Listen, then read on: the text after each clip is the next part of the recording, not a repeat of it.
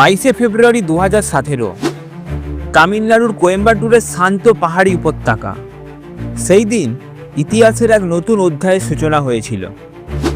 ভোরবেলা সূর্যোদয়ের আলো পড়ছে সবুজ পাহাড়ের গায়ে, আর তার ঠিক সামনে দাঁড়িয়ে আছেন আদিযোগী, বিশ্বের সবচেয়ে বিশাল শিব মূর্তি।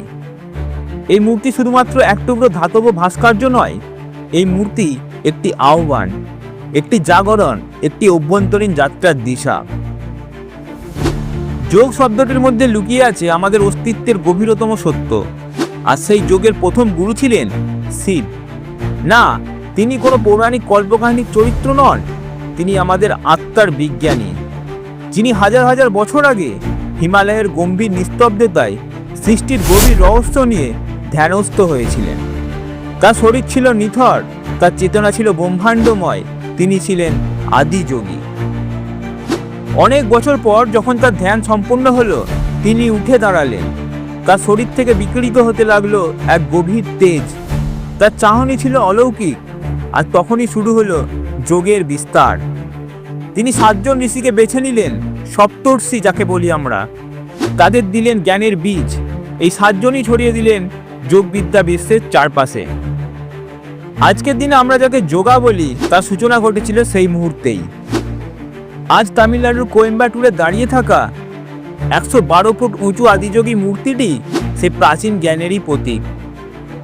এই মূর্তি তৈরি করেছেন সদ্গুরু যোগী বাসুদেব ও তার প্রতিষ্ঠিত ঈশা ফাউন্ডেশন, যেখানে প্রতি ইঞ্চিতে, প্রতিটি রেখায়, প্রতিটি ধাতব স্পর্শে নিহিত আছে যোগের আধ্যাত্মিক গভীরতা।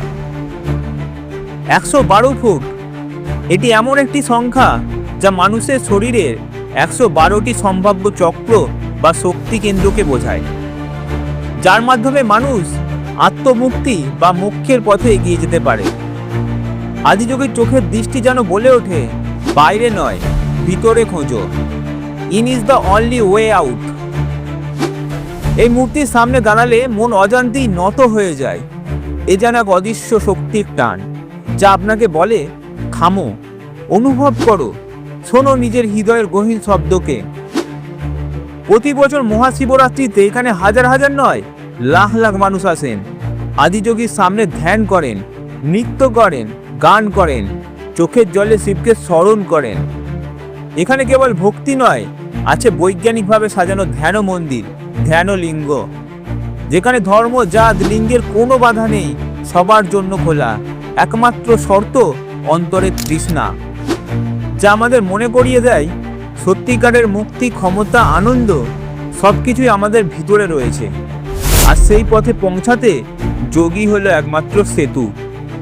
এই আধুনিক যুগে যেখানে আমরা সারাক্ষণ বাইরের সাফল্য, সামাজিক স্বীকৃতি, প্রযুক্তির পিছনে ছুটছি, সেখানে আদিযোগী আমাদের ডেকে বলেন, আত্মজ্ঞানী হলো শেষ কথা।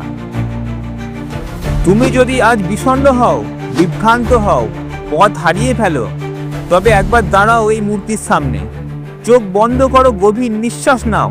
তুমি অনুভব করবে তুমি একা নও, তুমি অনুভব করবে একটি অদৃশ্য শক্তি তোমাকে জড়িয়ে ধরেছে।